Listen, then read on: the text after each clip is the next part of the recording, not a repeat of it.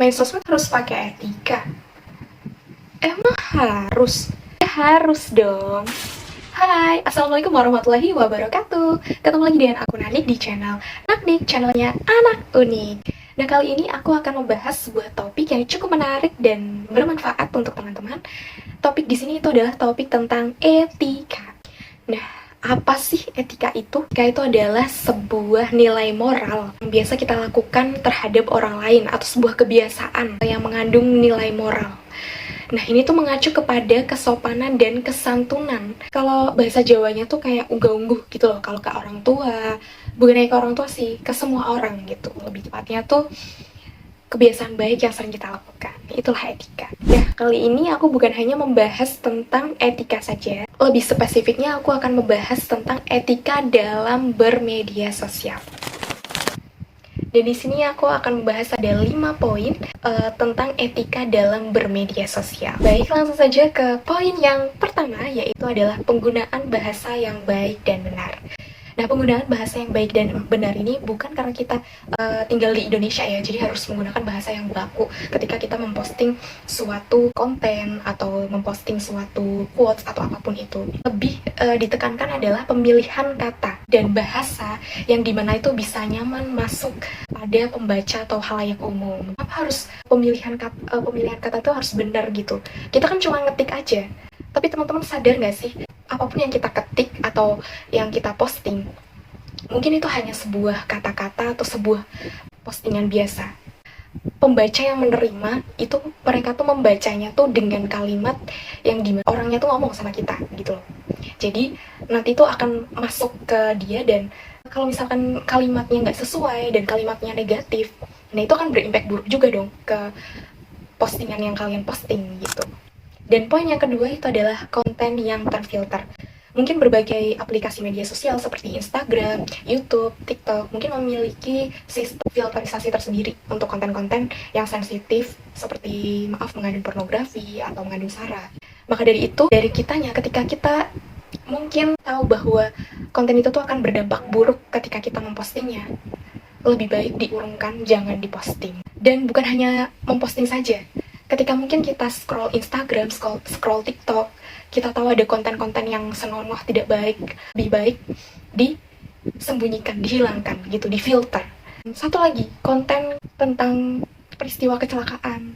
Nah, itu tuh salah satu hal yang mungkin abai sama beberapa orang, yang dimana FOMO terlalu memposting segala sesuatu, sampai-sampai ketika ada sebuah kecelakaan itu mungkin dia mau posting tapi di sini lagi ada kecelakaan nih daerah sini, dengan sambil ketawa-ketawa kayak gitu.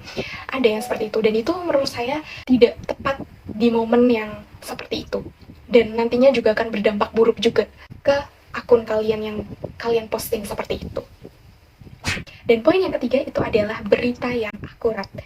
Nah, ada kalanya ketika kita memposting sesuatu berita, itu harus akurat, jelas sumbernya dan nyata apa adanya, itu bukan berita palsu. Bukan cuma postingan saja, harus kita posting yang beritanya tuh benar-benar akurat.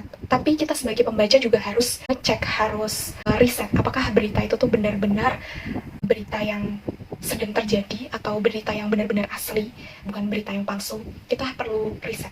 Meskipun mungkin itu diupload dari akun yang terpercaya, kita perlu riset dari beberapa akun lain juga sebagai pembanding apakah memang benar-benar beritanya itu ada. Dan jadi jangan sampai ketika kita menjadi seorang pembaca tuh kita ikut begitu, kita merasa bahwa beritanya itu memang benar, tapi kita nggak riset, dan akhirnya kita termakan berita yang palsu, akhirnya berdampak buruk juga ke kita karena percaya sama berita yang palsu. Poin yang keempat itu adalah apresiasi karya orang lain. Dan ini mungkin yang sering dilakukan semua manusia di belahan dunia ya, memposting musik atau foto atau video yang tidak men-tag akun atau tidak izin dan mencantumkan sumbernya dari mana, dan seenaknya hanya mengcopy paste. Nah, itu perlu yang namanya etika, entah itu izin, entah itu mencantumkan sumbernya atau men-tag akunnya.